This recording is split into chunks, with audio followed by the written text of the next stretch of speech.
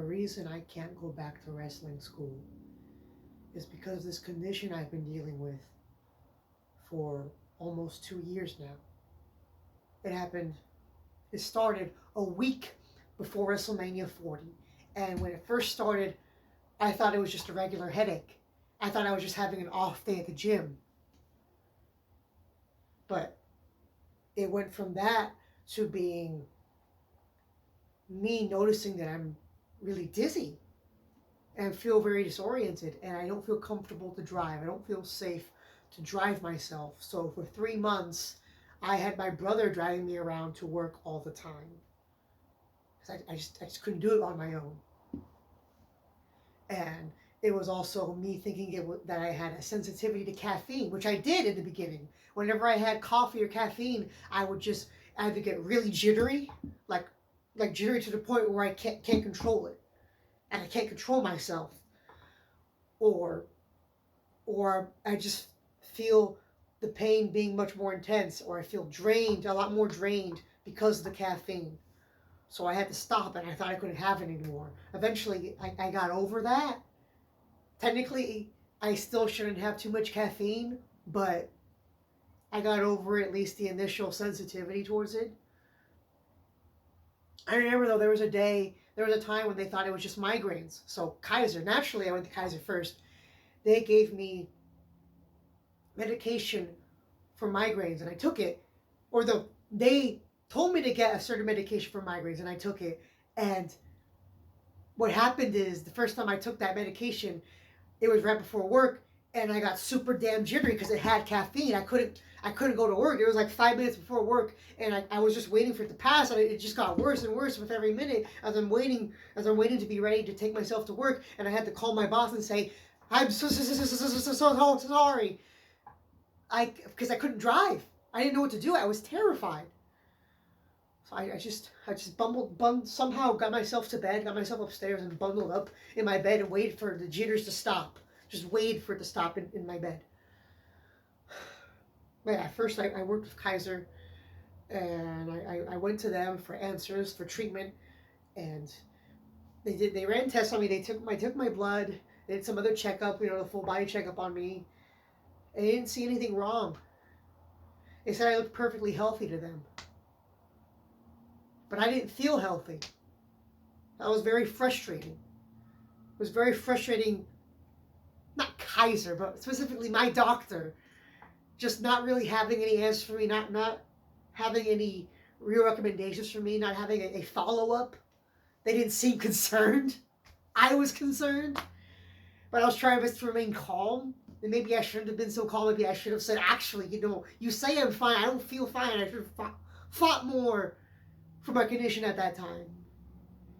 I ended up going to an ear, nose, and throat doctor in Oakland, and she was much kinder, much more understanding, but she also didn't have any answers for me. she checked my nose because she checked my ears because I thought it was an ear problem. My ears looked clean and her ears seemed fine. She didn't have anything for me. She didn't have any medication I should take. She didn't have any specific thing I should do next. And so I figured since Kaiser wasn't going to help me, and since my doctor didn't feel a need to send me to anybody else or to look into it with somebody else, ask somebody else for questions, and it didn't seem like they wanted to help me. And they made it seem like it was all in my head, and that made me even more crazy, if anything. If I was already going insane by this condition, that made me even more crazy, the fact that they just made me think that they just left me to deal with it on my own. So I tried other things.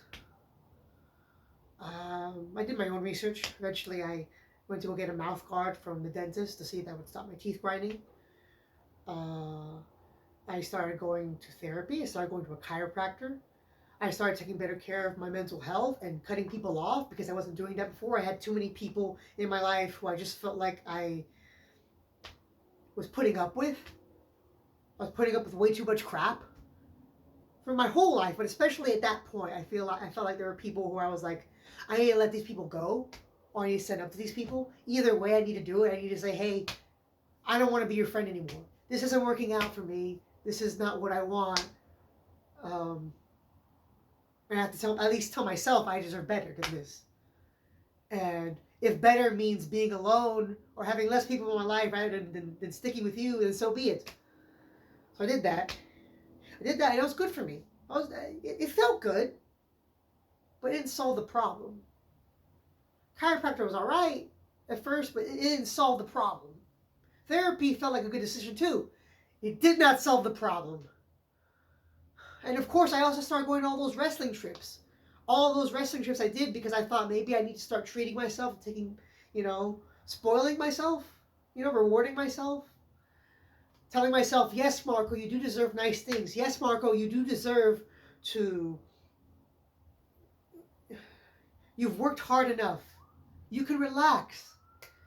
So I spent my money. I had enough savings. I spent my money on 3 different wrestling trips in a span of 6 months. I also did it because I thought maybe, just maybe, this will help me let go of my wrestling dream. This will help me move on. I will have peace going to all these big shows finally, and I'll be able to tell myself that's enough. That's all I really needed. I just needed that rush of being able to say I've been to all these big wrestling shows. And I did it. It was nice. Again, I think that was great for me. I liked them. I liked those trips a lot. But they did not solve the problem. And deep down I knew that. Deep down I knew I was lying to myself. Like, you think this is going to give you closure from your dream of being a pro wrestler? Really? You don't... Deep down I knew I didn't want closure. I don't want closure. I don't want to move on. I don't want to get over it. I don't want to do something else. This is what I want to do. If anything, those trips just made me want it so much more. As much as I loved all the matches and the pageantry of SummerSlam, Survivor Series, and Royal Rumble, I remember at Royal Rumble, at my last trip in Indianapolis, sitting in my hotel room thinking to myself, yeah, as great as that was, I know what I gotta do. I know what I need to do. I started off 2025 telling myself, I need to go back to pro wrestling. I need to finish my goddamn story. I need to become a pro wrestler. But I knew I had to deal with this shit first. I needed to fix my situation first. Because as much as I wanted it here, the rest of my body was telling me, no, you can't have this thing. Sorry, it's gone. I remember I stopped going to the chiropractor for a couple of months because I lost my job. But also, I think on my last session, they told me, or one of my last sessions, some guy said, hey, by the way, these adjustments aren't really going to solve your problem because here's what your problem really is. He basically said I needed surgery for my jaw. I couldn't believe him at first. I was a little pissed off. Well, not pissed off. Not at him, at least. I was just frustrated at the situation of, investing all my time and money into these trips, into therapy, into cutting people off, setting up for myself, making tough decisions, and thinking that it would work. Oh, and the mouth guard too. The mouth. I thought all that stuff was going to work. I felt really good about myself up until he told me that. And now it's like, now you're telling me I wasted all these months, all this time and money for nothing? I was doing this all for nothing? So, initially, because of the fact that I also lost my job, I brushed the guy off. Because like, no, he's crazy. I don't need surgery. Me, surgery? How do you go from Kaiser saying, oh, you seem perfectly fine to me? They took x-rays too, those damn bastards at Kaiser. X-rays too, didn't see anything. At least they didn't alert me of anything. How do I go from that to, you need surgery, from a guy at the chiropractor? He gave me some info, some names, some numbers. And of course I lost it because I brushed it off. And I just told myself at the time, I think this was before Survivor Series and Royal Rumble. I was like, nah, I'm just gonna take care of myself, focus on me, take a break from work, all right? Finish my trips, and we'll go from there. I really kept, trekking through that lie. I'm like, oh yeah, I just got to finish going to these wrestling shows, and I'll feel all better because it's all in my head. It's all a mental health thing.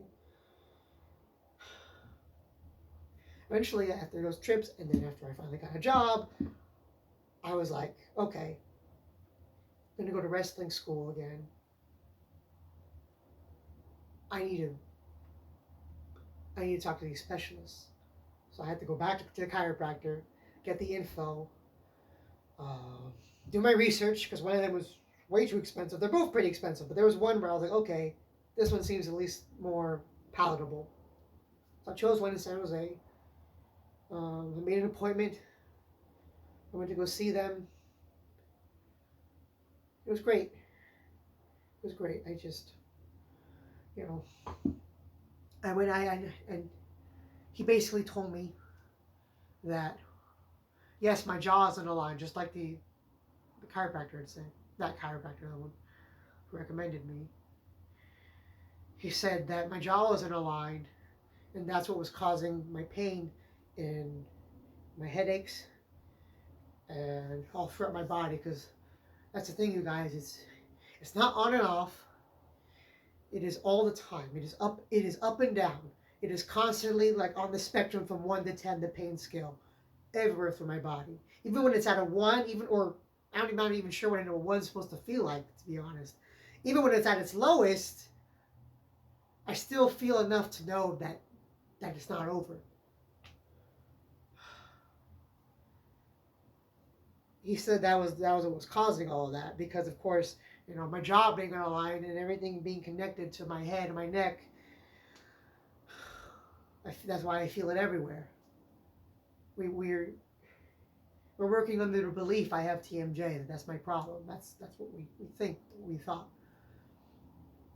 And so he gave me a mouth guard, special mouth guards for day and night, because he said the ones that I had is fine, but it's not really going to solve the problem either, because it's not realigning my jaw. He said, I have special mouth guards to help realign your jaw. You just got to wear them day and night. And, make sure you eat them, you wear them whenever you're done eating. Whenever you're not eating, they have to be on. So I did that. I've been doing that for 6 months now. He also said that he noticed from my x-rays that my nose, one of my nostrils, is not getting proper air, because it's the canal is too small on one of them.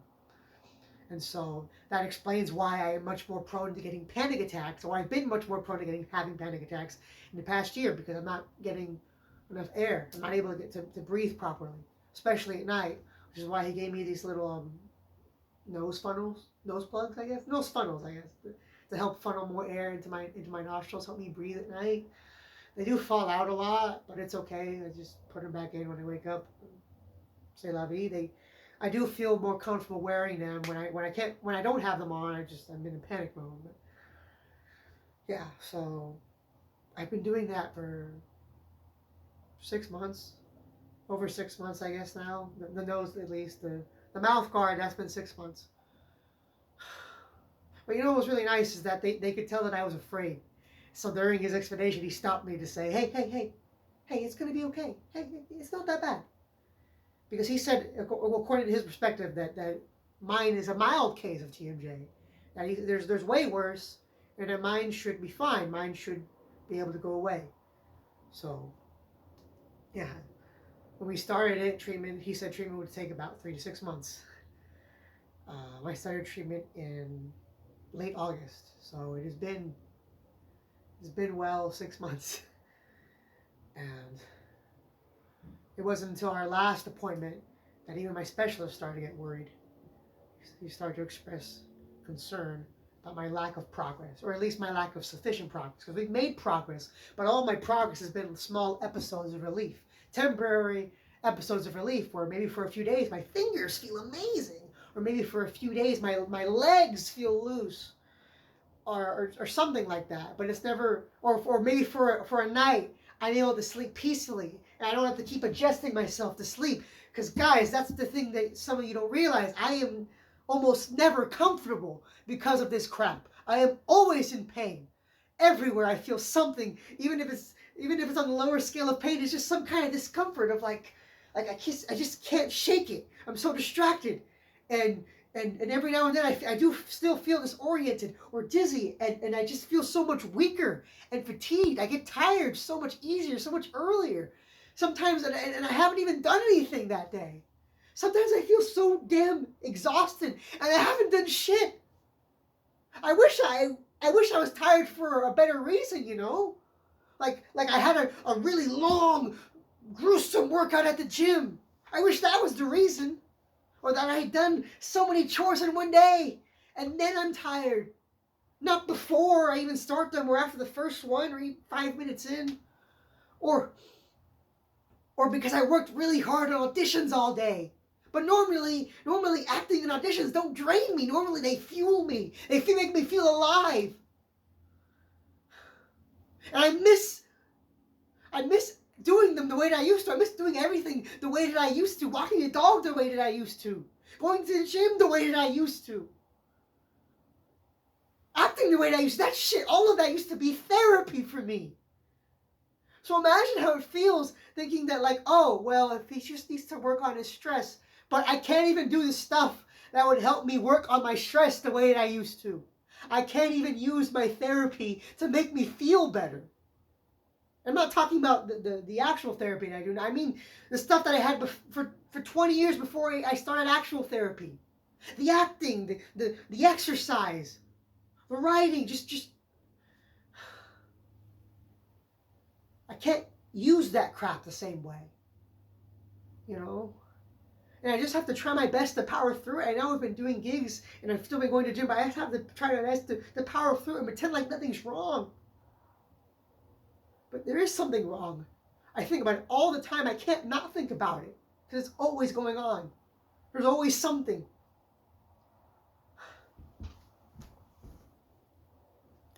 And guys, right now I'm fucking terrified. Not just that my treatment isn't working the way that we thought it would. It's taking too long.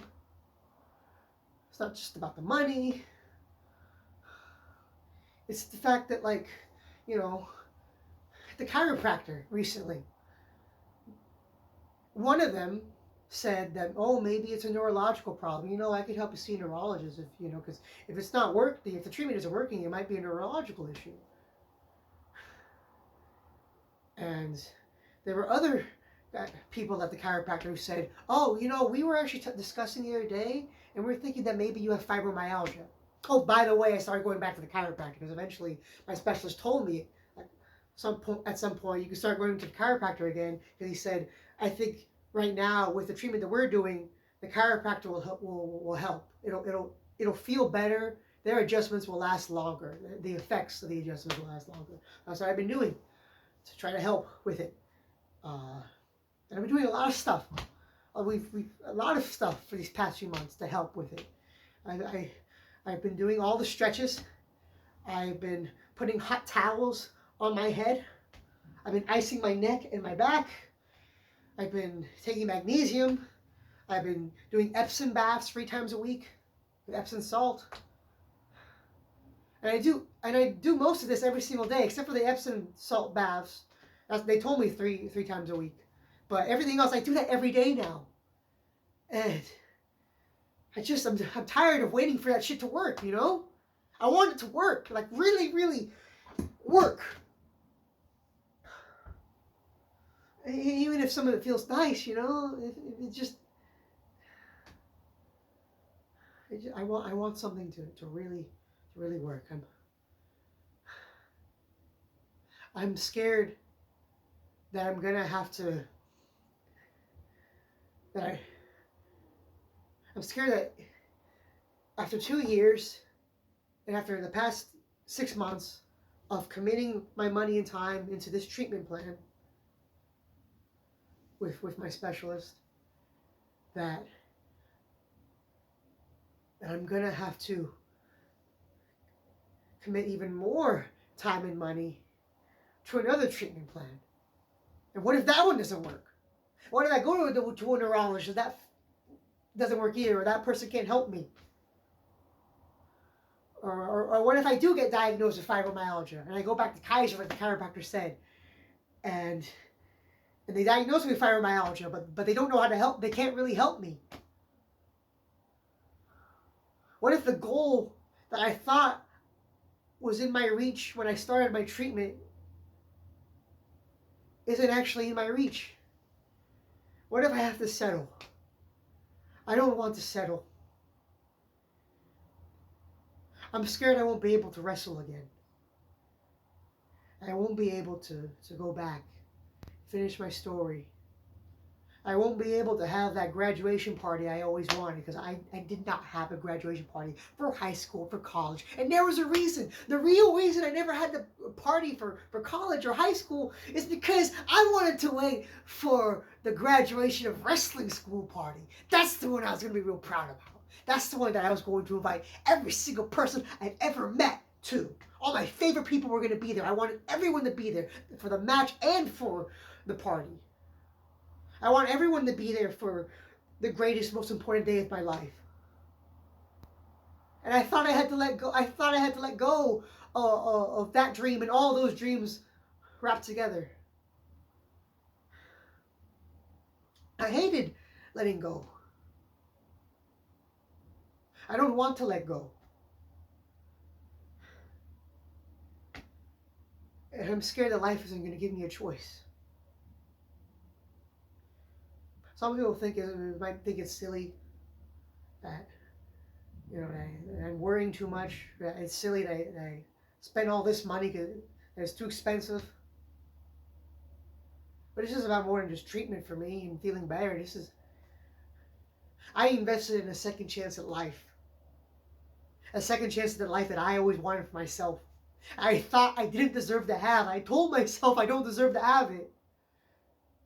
And that I'll never be good enough to have it. And so when I first met my specialist, I was so happy. When I first talked to him for the first time, I was so happy. Because I felt like my life had a purpose again. I felt like he was helping me get a second chance in my life. He was helping me get my life back. My dreams back. And right now, it just feels like my past 3 years have been me falling down. Like when I let go of my dream of being a pro wrestler, I was holding onto a cliff, and I let go. And I've just been falling for the past 3 years, and that dream just gets smaller and smaller the more that I fall, and I'm tired of falling. I don't want to hit the ground. And I just keep reaching out. That's how I feel during my panic attacks. Like I'm reaching out and I'm falling and I'm reaching and I'm trying to hold on to something. I wish I could just grab it. But it seems so far away.